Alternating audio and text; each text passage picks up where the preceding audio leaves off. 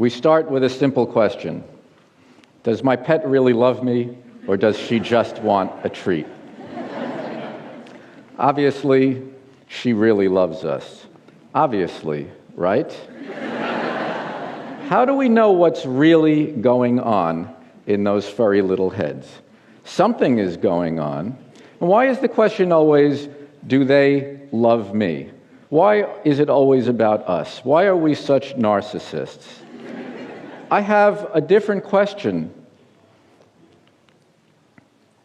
Who are you? That's a better question for animals, I think. We have things going on in our minds that we tend to assume are the exclusive abilities of humans. But there are other brains out there. Some of them are very big. What are they doing with those big brains? Can they think? Can they feel? How can we possibly find a way into that question? Well, there are ways in. We can look at the brain, we can look at evolution, and we can look at behaviors. First thing we have to realize is that our mind is inherited. Our brain comes from somewhere else. Jellyfish had the first nerves. The first nerves gave us the first spinal cords. The first spinal cords became the first vertebrates. Vertebrates came out of the ocean and started to create all kinds of trouble. It's still true that nerves of a fish or a dog or a person all are basically the same. It's their organization that matters. But if the nerves are the same, what does that have to say about the possibility of mental experiences? Something like a crayfish, for instance. It turns out that you can give a crayfish anxiety disorder by giving it little electric shocks every time it tries to come out of its burrow. But if you give it the same drug that is used to treat anxiety disorder in humans, the crayfish relaxes, mellows out, and comes out and starts exploring. Same thing with dogs with obsessive-compulsive disorder. You give them the same drugs used to treat OCD in humans, it works for them too. What does that have to say about the parallel functionings of our brains? Do we celebrate the anxiety of crayfish? No, mostly we just boil them. Octopuses use tools as well as do most apes. They recognize human faces. Do we celebrate the ape-like minds of octopi? Mostly we boil them. When grouper fish chase a prey fish into a crevice in the coral, they will go to where they know a moray eel is sleeping, and they will signal to the moray, "Follow me." The moray goes, the moray will slither into the crevice, sometimes the moray will get the fish, sometimes the fish bolts, and the grouper gets it. It's a partnership. How do we celebrate the partnership between groupers and moray eels? Mostly fried.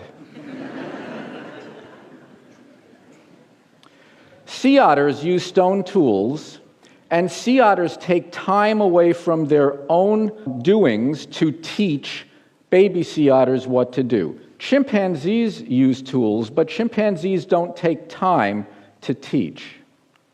Killer whales teach, and they share food. When we look at human brains, we see that the human brain is an elaboration on earlier brains, an elaboration that comes through the long sweep of evolution. If you look at the human brain and a chimpanzee brain, you see that the human brain is basically a very big chimpanzee brain.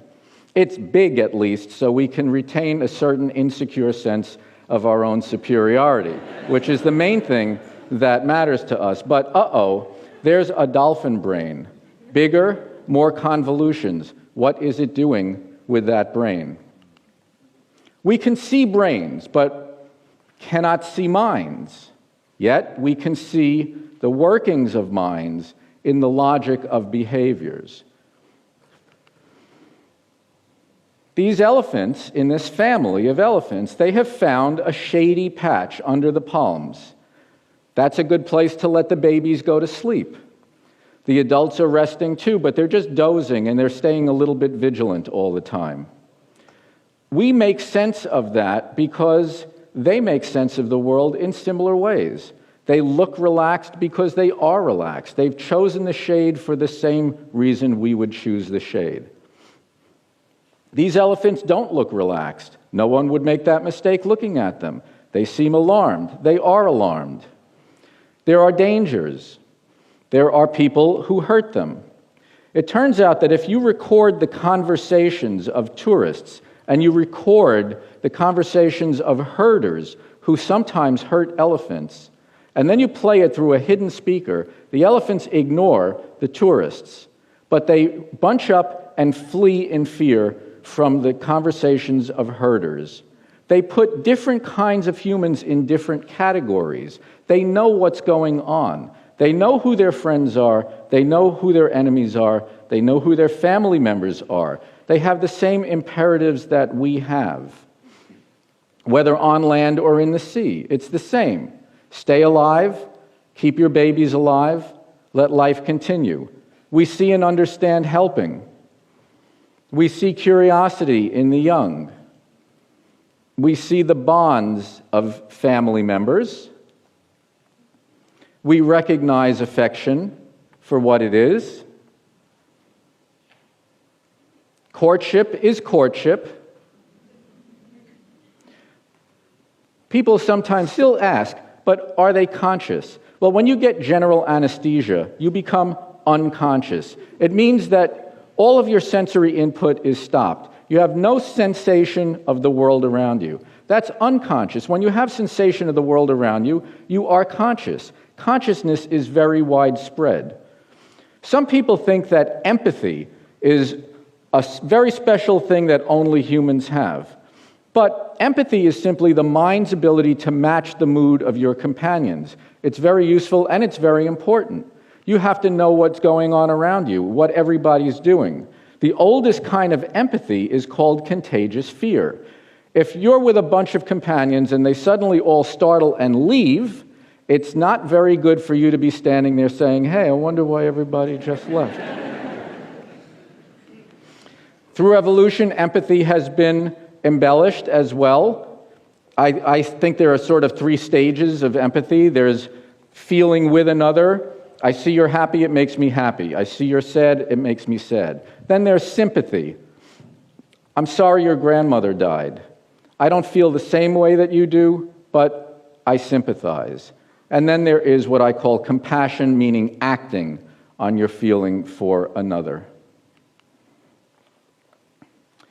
Far from being a special thing that only humans have, human empathy is far from perfect. We round up empathic animals, we kill them, and we eat them. And you might say, well, that's just predation, that's a different species. Humans are predators, but we're not so great to our own species either a lot of the time. I've noticed that people who know only one thing about animal behavior know this word, and that you must never project human feelings and emotions on other animals. But I'm here to tell you that I think that projecting human emotions and human thoughts on other animals is the best first guess about what they're doing and why. After all, it's not terribly scientific to say they're hungry when they're eating and they're tired when their tongues are hanging out, and then when they are playing and seem joyful, say, we have no way of knowing what's going on in their minds. Now, recently, I sort of had that conversation with a reporter, and the reporter said, okay, that's kind of convincing, but really, how do you really know that other animals think and feel? And I thought of the hundreds of scientific references that I read when I was writing my book, but then I realized that the answer was right in the room with me. That when my pup comes off the rug and comes over to me, rolls over on her back and exposes her belly, she has had the thought, I would like my belly rubbed. And she knows that she can come to me, not the sofa, that I will understand her request and that I can get the job done. And she anticipates the pleasure of having her belly rubbed. She can think and she can feel. And it's not much more complicated than that. Usually when we see animals, we say, oh, look, there's elephants or there's killer whales or whatever we see. But to them, they know exactly who they are. this is not just killer whales. That one with the tall fin, that male there, he's 36-year-old L41. Right to his left is his sister. She is 42-year-old L44. They've been together for decades. They know exactly who they are. This is Philo the elephant. This is Philo the elephant 4 days later. Humans not only feel grief, humans create grief. We want to carve their teeth. Why don't we wait for them to die? Elephants used to live from the shores of the Mediterranean to the Cape of Good Hope in Africa. By 1980, they still had vast strongholds in Central and East Africa. Their ranges are being fractured and fragmented. This is the geography of a magnificent creature that we are driving to extinction. We do much better in our own national parks here in the United States. We simply killed every single wolf in Yellowstone.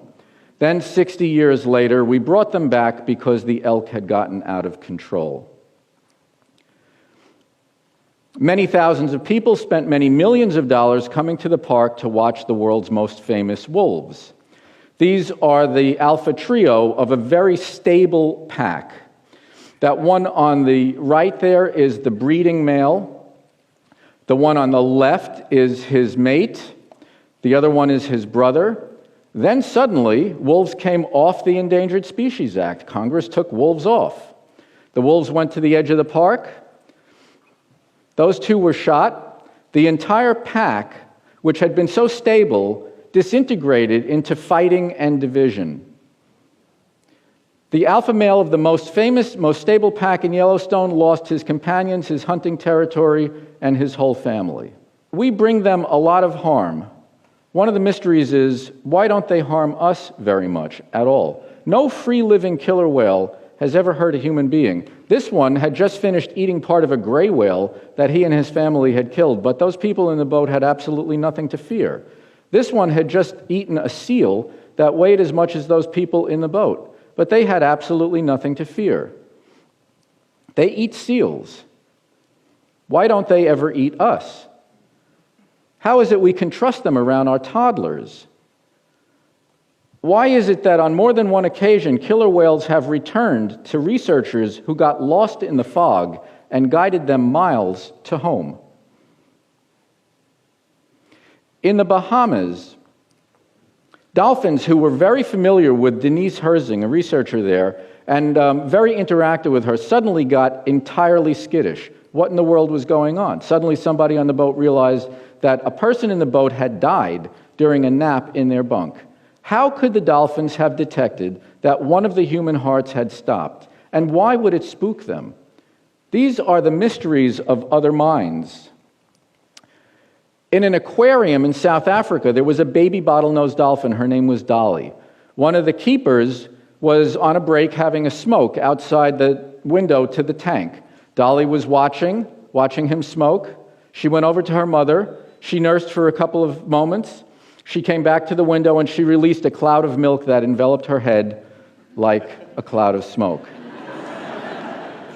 Somehow she had the idea of using milk to represent smoke, and when we use one thing to represent another, we call it art. The things that make us human are not what we think. What makes us human is that we are the most extreme. We are the most compassionate. We are the most violent. We are the most creative. And we are the most destructive animals ever to appear on this planet. But we are not the only animals that love one another. We are not the only ones who care for our mates or for our children. Albatrosses routinely fly 6,000 to 10,000 miles to bring back one meal for their chick. They live on the most remote islands in the world, and those islands are covered with plastic trash.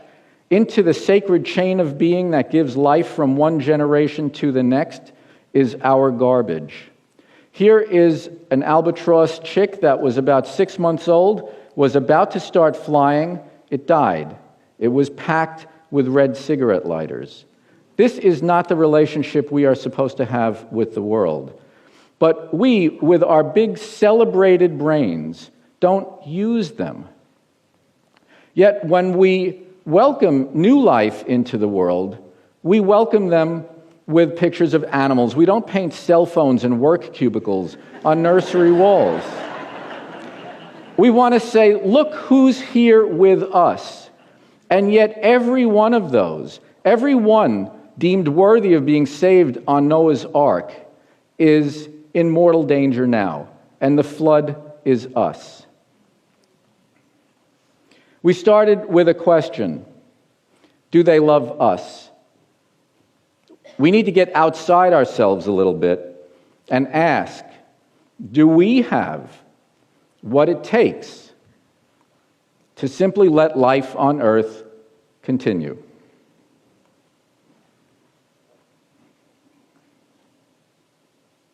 Thank you.